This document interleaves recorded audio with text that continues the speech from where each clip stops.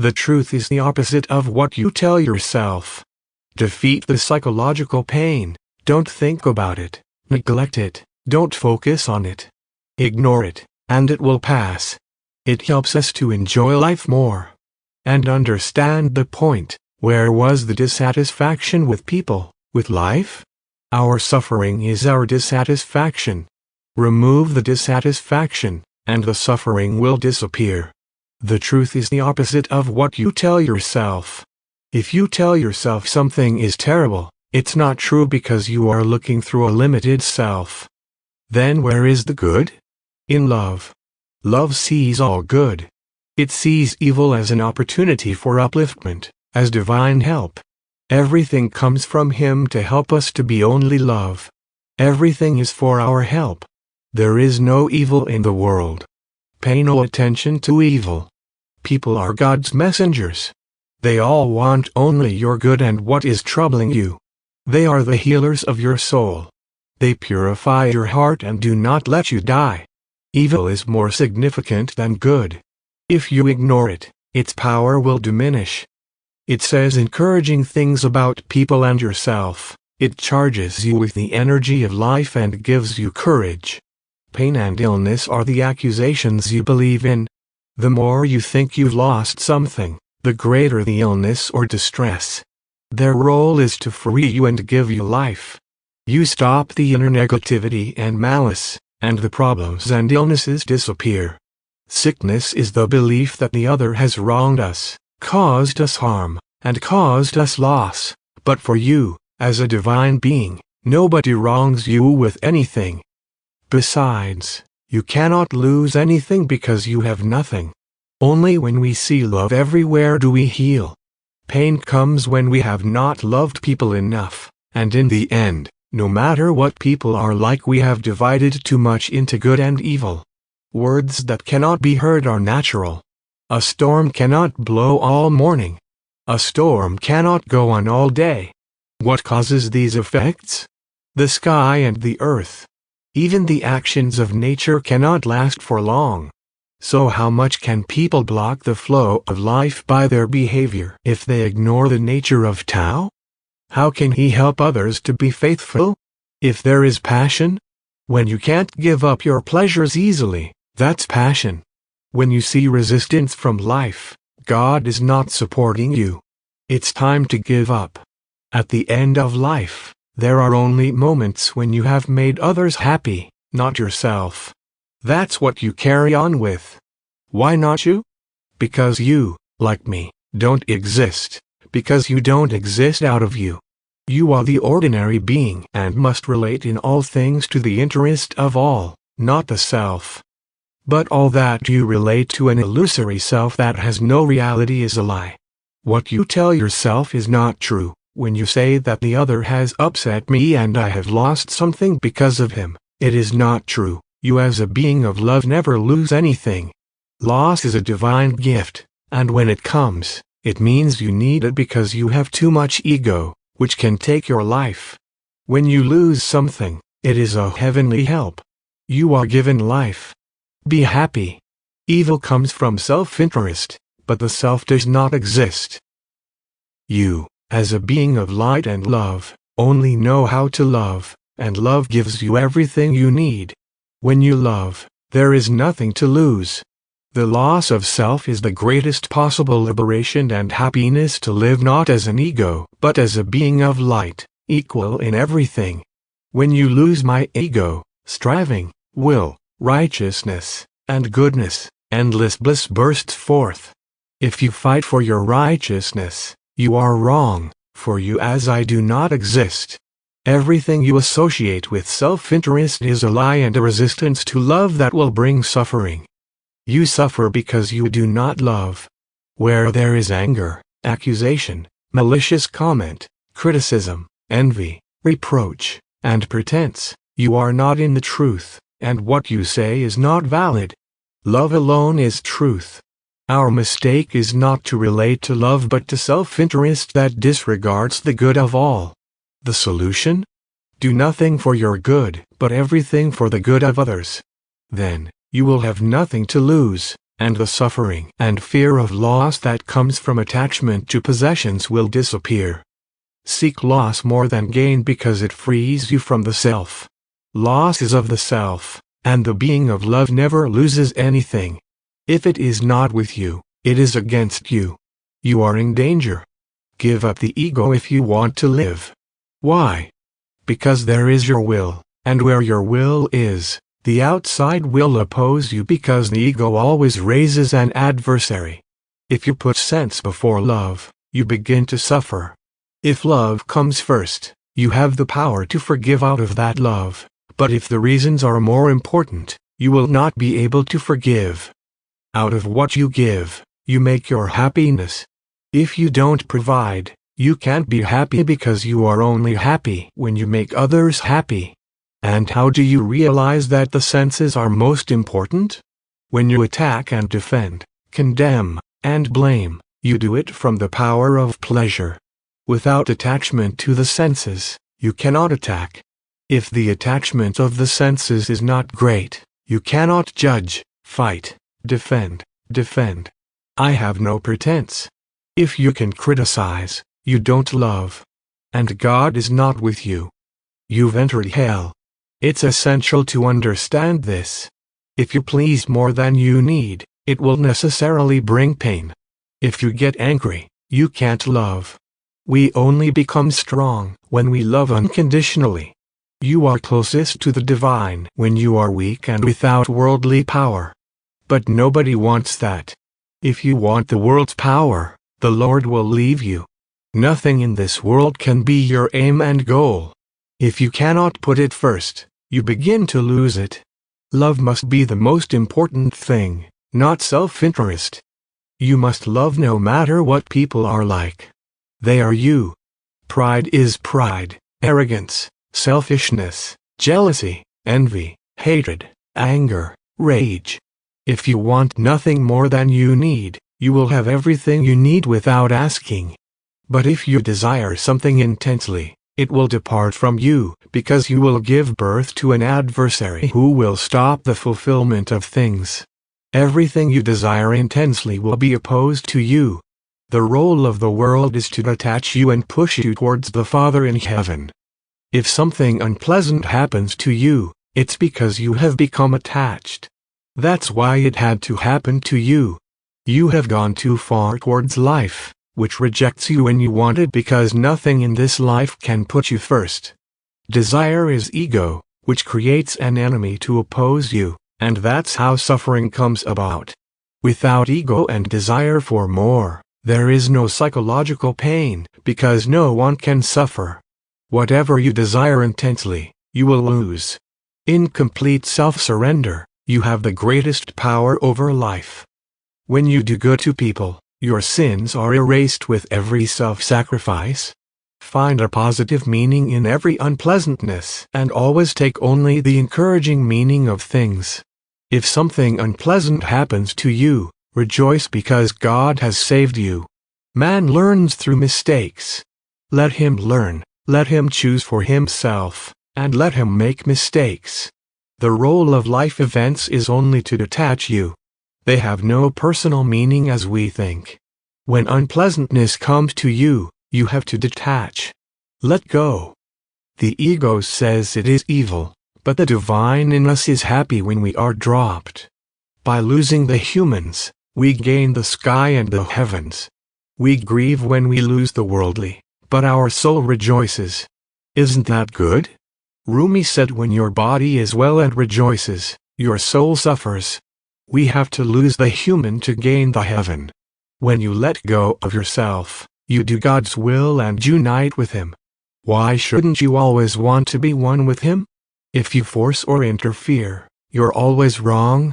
When someone hurts you, it charges you with life energy. You needed it. Dissatisfaction is unmeasured pride. Only pride says that something is wrong. If you only take and don't give, you lose your life. Disease and discomfort are in surrender. If you take too much, your soul dies. It is a warning that you have no miracle left in you. When you seek more for your good, you lose divine energy. That's how you die.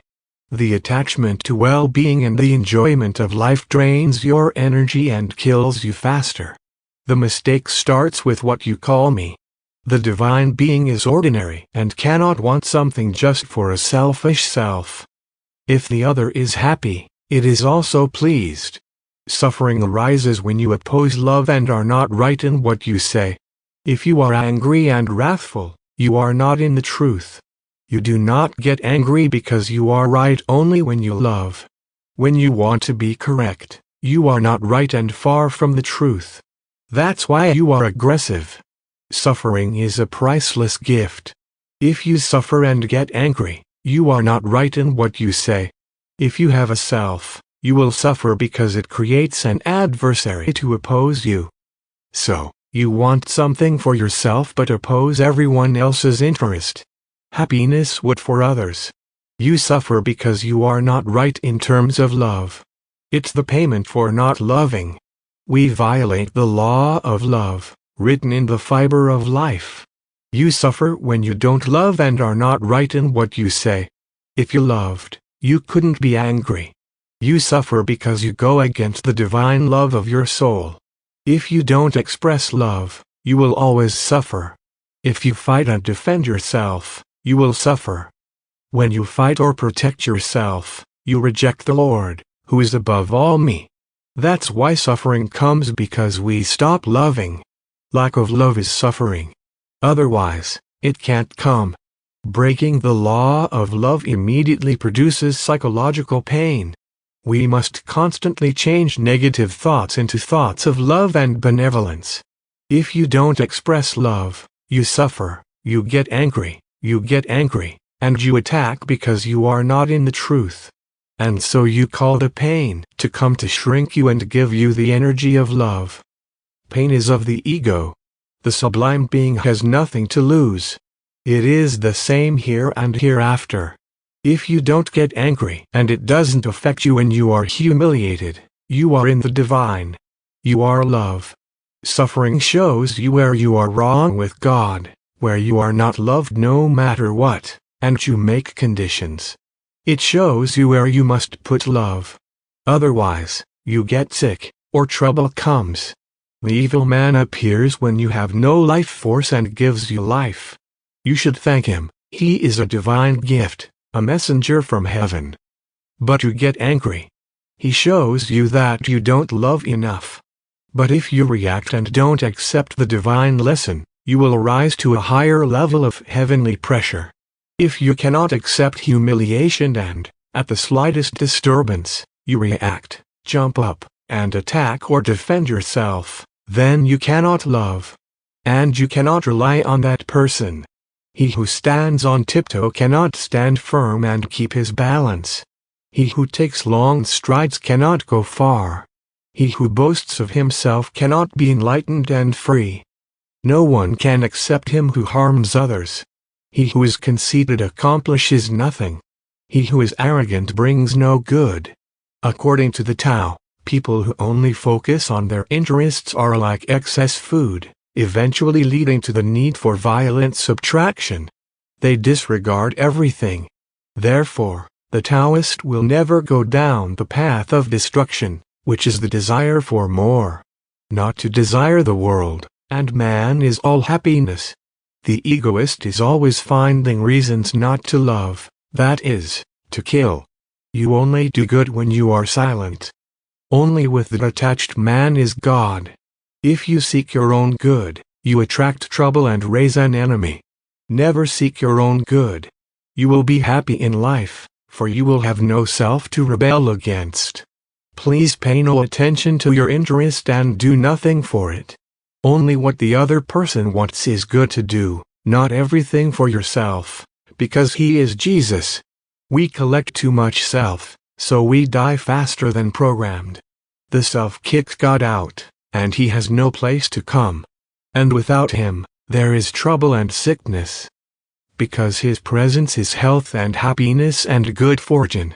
His presence is all the good in the world, but he only comes to a humble man, that is, to a man who is empty of self.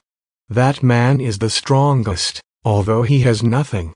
Why should you want to die earlier, Don't you understand? And all he will give you is to get rid of pride, the desire for more. That's pride, when you take only for yourself and give nothing, when you keep only and deposit or use everything only for yourself, to have, to buy, to transform into something nicer, bigger, to go and visit, to show how great you are. Everybody wants the best for you. Let people make mistakes and suffer. That's how they learn. Never interfere, no matter what. You don't have to tell him anything. That's his lesson from above, so he came here to learn unconditional love. Everything from above comes directly from him. You can't get angry about anything. Even if he suffers, let him suffer. This is what it means to love, disregarding self-interest and doing nothing for your own good. Resist all the time comfort, wealth, well-being, and the pleasures of the senses, because only resisting better for yourself opens the gate to heaven and gives you energy, life, future, and time. Why wouldn't you want to do that all the time? God is in the opposite direction to the world. When you go towards less, the sky opens and life situations change, because you fill yourself with miracles. It is the zip principle.